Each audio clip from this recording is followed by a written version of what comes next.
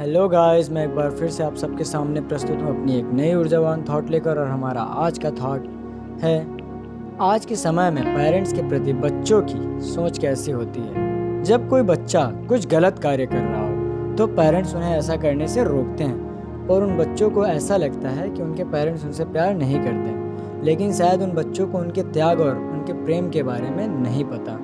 तो आज इस वीडियो में हम यही बताने वाले हैं।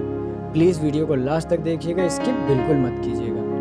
माता पिता भगवान की दिए हुए सबसे अनमोल उपहार है। माता पिता का स्थान हर व्यक्ति के जीवन में भगवान से भी पहले आता है और यह पूजनीय है। माता पिता का प्यार निस्वार्थ होता है और वह हमारी खुशियों के लिए अपनी खुशियों को त्याग कर देते हैं। बच्चे चाहे कितने भी बड़े हो जाएं, पर वह माँ बाप के लिए हमेशा छोटे ही रहते हैं। दुनिया का कोई भी रिश्ता झूठा हो सकता है, लेकिन माँ बाप का रिश्ता हमेशा सच्चा होता है।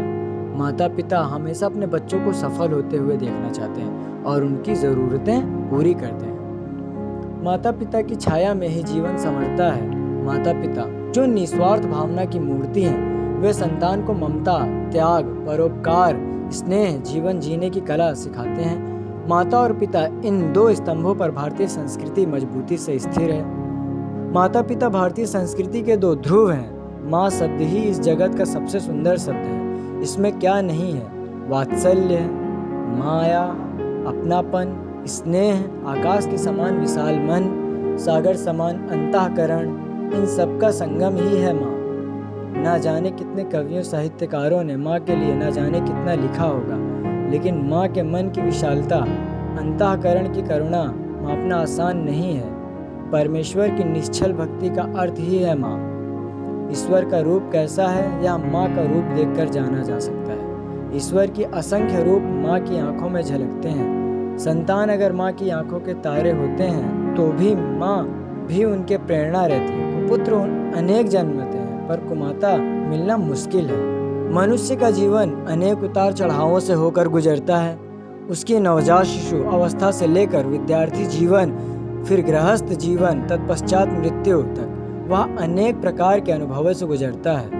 अपने जीवन में वह अनेक प्रकार के कार्यों व उत्तरदायित्वों का निर्वाह करता है, परंतु अपने माता पिता के प्रति कर्तव्य व उत्तरदायित्वों का वह जीवन पर्यंत नहीं चुका सकता है। माता पिता से संतान को जो कुछ भी प्राप्त होता है वह अमूल्य है। माँ की ममता व स्नेह तथा पिता का अनुशासन किसी भी मनुष्य के व्यक्तित्व निर्माण में सबसे प्रमुख भूमिका रखते हैं। हिंदू शास्त्रों व वेदों के अनुसार मनुष्य को 84 लाख योनियों के तत्पश्चात मानव शरीर प्राप्त होता है। इस दृष्टि से माता पिता सदैव पूजनीय होते हैं, जिनके कारण हमें यह दुर्लभ मानव शरीर की प्राप्ति हुई। आज संसार में यदि हमारा कुछ भी अस्तित्व है या हमारी इस जगत में कोई पहचान है, तो उसका संपूर्ण श्रेय हमारे माता पिता को ही जाता है। यही कारण है कि भारत के आदर्श पुरुषों में से एक राम ने माता पिता के एक इशारे पर युवराज पद का मोह त्याग दिया और वन चले गए। हमारी अनेक गलतियों व अपराधों को वे कष्ट सहते हुए भी क्षमा करते हैं और सदैव हमारे हितों को ध्यान में रखते हुए